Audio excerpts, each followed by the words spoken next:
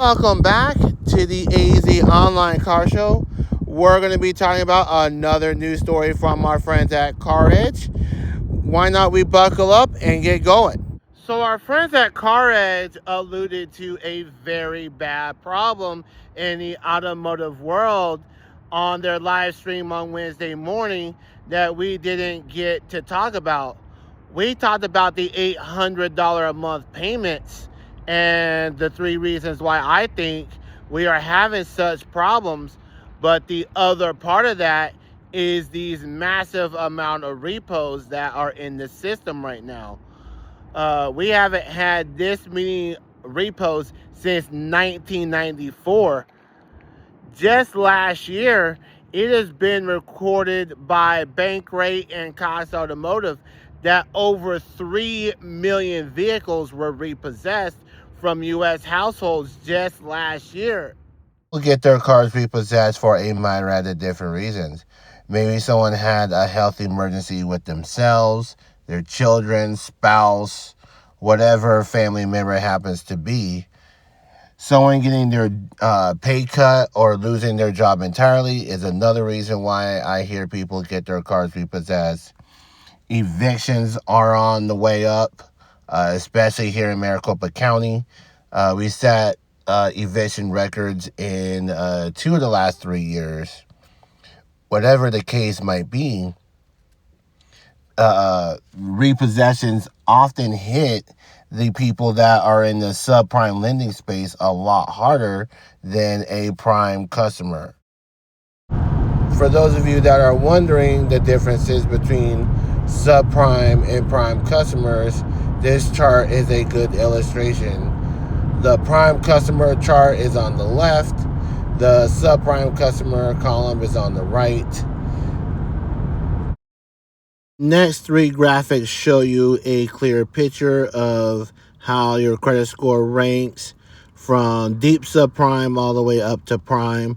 The first one is from Experian, the second one is from Consumer Financial Protection Bureau, and the last one is from VantageScore. All three of them are very, very common in the automotive lending space. Other major reason why repossessions are at an all-time high right now is the cost of ownership for a vehicle is also at an all-time high. We have $5 per gallon gasoline in the Phoenix market and other markets along the West Coast. Meanwhile, a lot of the nation is at $4 plus for gas.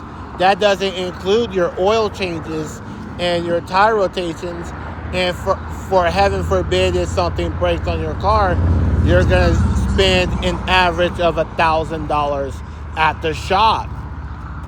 Also, insurance cost is at an all-time high. Insurance costs have gone up more than 40% from 2020 to 2025. This right here is where a lot of people get in trouble because a lot of finance companies repossess their vehicles the moment people drop their insurance because it is a major violation of their contracts. People are set up for failure the moment that they walk onto lots like this one.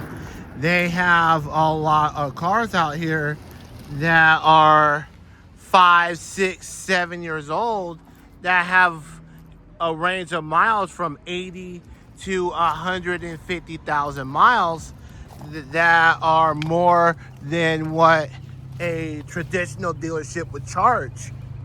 We're going to take a look at this pickup truck right here. So 2019 Ram 1500 Classic. Got your 5.7 V8. Nothing too fancy about it. It's got 130,000 miles on it, but $20,595 for a vehicle that has 130,000 miles. And guess what? You get a $5.99 dock fee along with it. This terrain right here is not very reliable long term. They've had a history of engine problems. understand why people buy it. It's cheap, affordable transportation. In this case, people that go to places like Drive Time can't normally get approved at normal dealerships. But $17,995, and you add your $5.99 doc fee over the course of 60 months. That's a lot of money. We're gonna take one more look.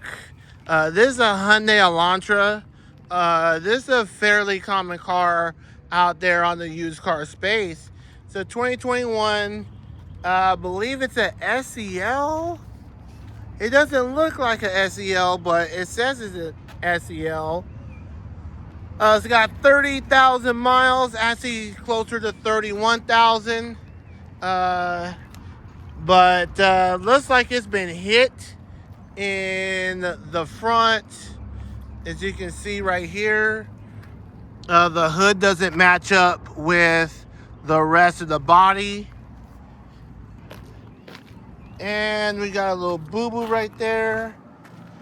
Oh yeah, this has definitely been hit. But man, $19,695 and a $5.99 doc fee. You can get one brand new with no miles on it. Nobody ever driven it for just a couple $1,000s more. And guess what? You don't have to pay, upwards of 30% interest on something like this. Instead, you can pay 7 to 10 if you're a first-time buyer. That's a lot better than paying nearly 30% for a car that it's been hit and banged around a couple times. One last thing to wrap up this video. If you guys are currently behind on your car payments, work with your lender. They will want to work with you. It is much, much better if you make a couple of small payments and work with your lender than to get so far behind and not make any payments and risk yourself getting repoed.